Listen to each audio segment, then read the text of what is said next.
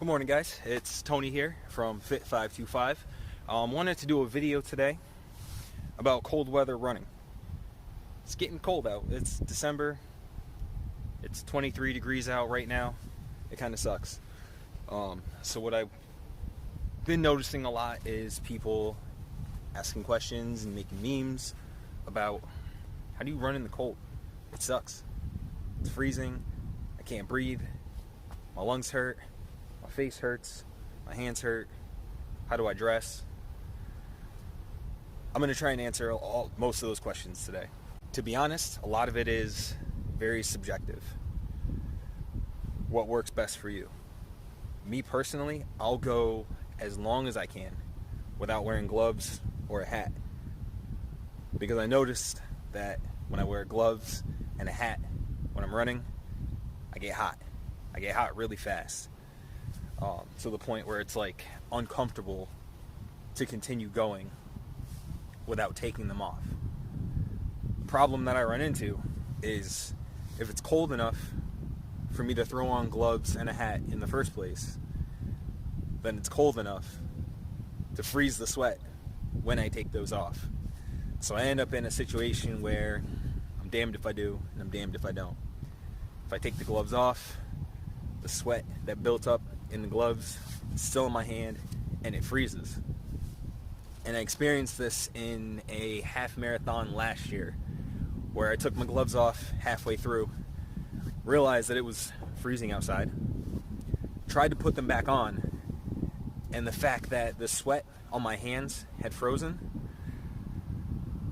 and the sweat inside the glove was also frozen made everything 10 times worse. Honestly, I probably should have just kept the gloves on, grin and bear it, but I felt at the time that wasn't an option. Completely regretted it. Man, it is really cold outside right now. I usually wear a hat if it's anywhere under 30 degrees. If it gets too cold, just pull it up a little bit. I don't ever completely take it off. You lose most of the heat, most of your body heat you lose from your head. So I mean, it's worth it to leave the hat on sometimes. When it comes to layers, I have a hoodie on.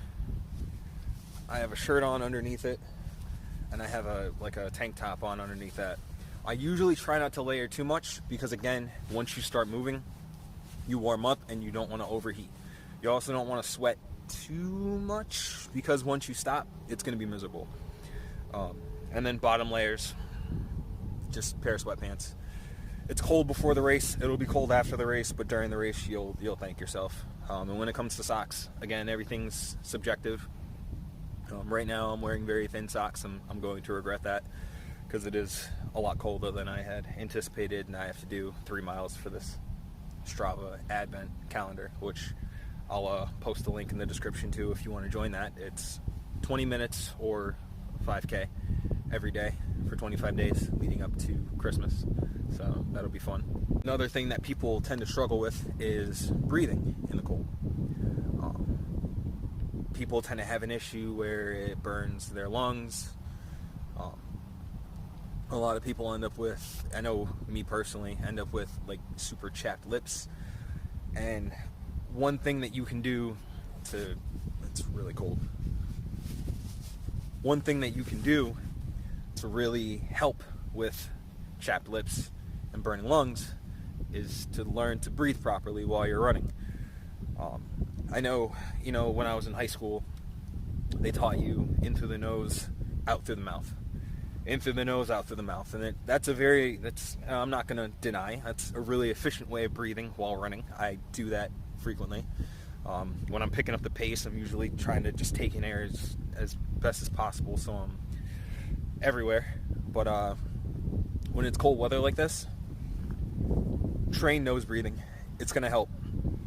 Because what's going to happen is you're going to breathe through your nose. That extra time it takes the air to hit the lungs is going to warm it up. Breathe out the nose. That's going to prevent you from breathing air out of the mouth and potentially licking your lips or getting the lips wet, which is going to cause them to freeze. during running. When I work on my nose breathing during running, I have a lot less issues when it comes to chapped lips. So I mean, that's really it. I mean, you just have to figure out what works for you in terms of layering and clothing. You want to make sure that you're comfortable pre-race, during the race, and post-race, which I know is hard sometimes. You kind of have to prioritize. If I know there's going to be a lot of waiting around before the race, I might layer up a little bit more and just kind of deal with it during the race. But if I know that I'm going to get to a race, be able to sit in my car for, 5 minutes before the race starts or 10 minutes before the race starts, you'll catch me out there in like a thin sweater, no hat, no gloves, sweatpants, and my shoes, and that's it.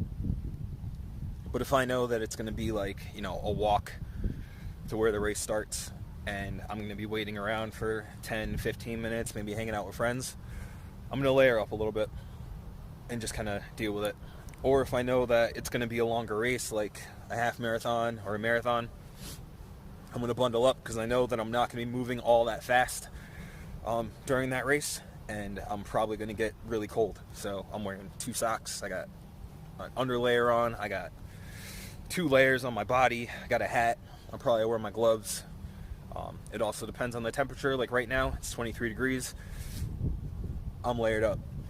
But if it's like 30, 35, 40, I won't wear gloves. I won't wear a hoodie. Like I'm wearing a hoodie today. I very rarely wear a hoodie. Which, by the way, got the hoodie from Metal Addict Merch. Go check that out. He's doing a lot of good things for the community. But yeah, I'm about to go get this run in. I will check back in with you guys afterwards and let you know if I was lying to you about anything. All right, I'll be back. Hi guys, I'm back. For the most part, everything I said is pretty accurate. I did a lot of nose breathing for the first 2 miles, but also was under like a 9-minute per mile pace. Once I bumped it up to like the 8:30s, 7, I did do a little bit of mouth breathing, but it wasn't as bad as long as I wasn't running into the wind. If I was running into the wind, it was an issue. One thing that I thought about while I was running was I didn't bring up the topic of face protection.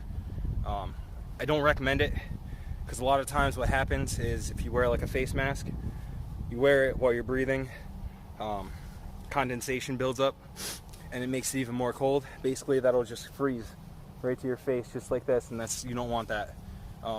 Usually what happens if I do wear like a mask or like a scarf or something, I end up just pulling it down over my neck, and it's just a hindrance. If anything, it's just an annoyance because it bobs up and down. Like I said, for the most part, mouth breathing helped. Breathe through my mouth a little bit, or nose breathing helped. Breathe through my mouth a little bit. I was able to keep a decent pace. It wasn't too bad. I personally need to work on my breathing because it was all out of whack there. I mean, right now you can't see it, but I'm sweating. It's 20 degrees out and I'm hot right now. It's like crazy. I want to take this off, but again, like I told you, the sweat just hitting the air right now and it sucks. But yeah, I mean, I encourage you to get out.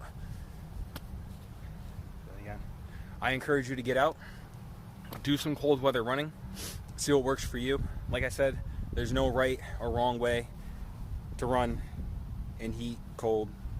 There's really no right or wrong way to run unless you're like heel striking or using your hands, I guess. So yeah, just get out there, see what works best for you. If anybody has any other tips or suggestions to share, drop them in the comments below. Remember to like, subscribe, hit that bell for updates. I'm gonna try and do like videos every week, at least one, just covering, just a random topic in running. So you can follow me on Instagram, Spartan525_. I'm gonna drop a link in the description below. You can like my Facebook page. I don't really post on it that much.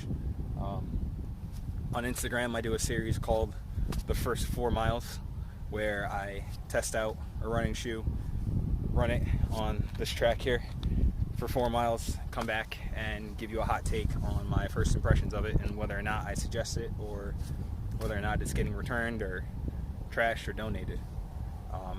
So yeah, that's it. This has been Tony with Fit525. Running tips. I'm out.